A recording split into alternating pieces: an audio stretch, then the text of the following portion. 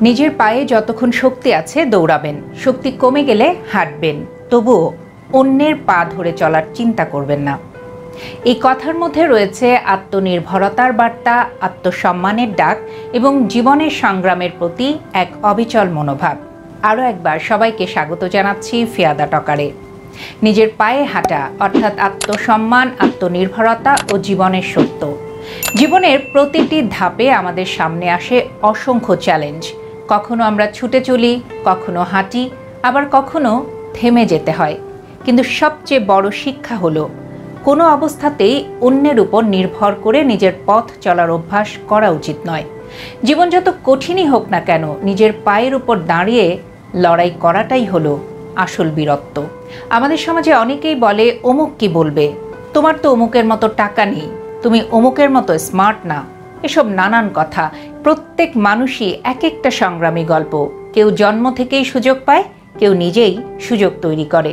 যারা নিজের পায়ে দাঁড়িয়েছে তাদের গল্পে থাকে শতবার ব্যর্থ হওয়া, অনেকে অপমান করেছে, সেই অপমান সহ্য করা, নিজের উপর বিশ্বাস রাখা, রাত জেগে কাজ করা। তারা হয়তো ধীরে চলেছে, কিন্তু কখনো কারো হাত ধরে জীবন পার করেনি।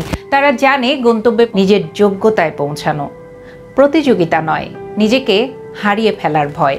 আজকের পৃথিবীতে প্রতিযোগিতা এত বেশি যে মানুষ নিজের গুণাবলী ভুলে যায়। তারা ভাবে, অমুক যা করেছে আমাকেও তাই করতে হবে। এই অন্ধ অনুকরণ একজন মানুষকে নিজের লক্ষ্য থেকে বিচ্যুত করে দেয়। নিজের মতো করে চলা মানে প্রতিযোগিতাকে অস্বীকার নয়, বরং নিজের অবস্থান বুঝে গঠনমূলক পথ বেছে নেওয়া। শক্তি কমলে থামা নয়, ছায়ার নিচে না গিয়ে নিজের ছায়া তৈরি করুন। জীবনের পথে হাঁটতে গিয়ে যখন মনে হবে আর পারছি না, তখন একটু বিশ্রাম নিন। কিন্তু এই বলে ভুলেও বসে পড়বেন না, আর ভাববেন না যে অমুকের মতো হয়ে গেলে ভালো হতো। আপনার যাত্রাপথ, আপনার চলার পথ, আপনার গল্প আলাদা। আপনি যদি অন্যের জীবনকে নকল করতে যান তাহলে হয়তো পা চলবে, কিন্তু আত্মা থাকবে বন্দী। জীবন একবারই মেলে, সেটা যদি আপনি কারো ছায়ায় কাটিয়ে দেন তাহলে আপনার অস্তিত্ব থাকবে কই?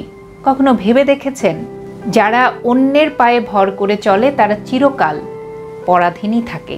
অনেকেই শর্টকাট খোঁজে, অমুক ভাই আমাকে একটু রেফার করে দিলে চাকরি পেয়ে যাই, এই পরিচয়ে আমি কাজটা পেয়ে যাব, ওর বন্ধু মানে আমারও সুযোগ আছে। এমন ভাবনার মানুষগুলো দীর্ঘমেয়াদে কিছুই অর্জন করতে পারে না। সত্যি, তাদের দিয়ে কোনো অর্জন সম্ভব হয় না, কারণ সুযোগ অন্যের হতে পারে, কিন্তু দক্ষতা নিজের তৈরি করতে হয়। সেই দক্ষতা গড়ার জন্যই দরকার নিজের পায়ে চলা। শেষ কথা বলতে চাই, ধীরে হলেও নিজের পায়ে চলুন। জীবন দৌড়ের মাঠ নয় যেখানে অন্যকে হারাতে হবে। এটা এমন একটা পথ যেখানে প্রতিদিন নিজেকে জিতিয়ে তুলতে হয়। আজ আপনি হাঁটছেন, কাল দৌড়াবেন, কিন্তু সবচেয়ে ইম্পর্টেন্ট বা গুরুত্বপূর্ণ হলো আপনি নিজের পায়ে আছেন। এটাই সবচেয়ে বড় কথা। অন্যের সাহায্য নিতে দোষ নেই, কিন্তু অন্যের পা ধরে চলা আপনাকে স্থায়ী কিছুই দিবে না। নিজের শক্তিতে বিশ্বাস রাখুন, কারণ জীবনে যে কোনো বড় সাফল্য আসে নিজের পরিশ্রম, নিজের আত্মবিশ্বাস আর নিজের পথ চলা থেকেই।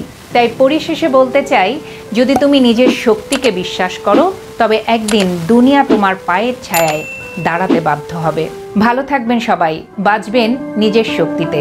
আবারও নতুন কোনো বিষয় নিয়ে খুব দ্রুত ফিরে আসবো। চোখ রাখবেন ফিয়াদা টকারে।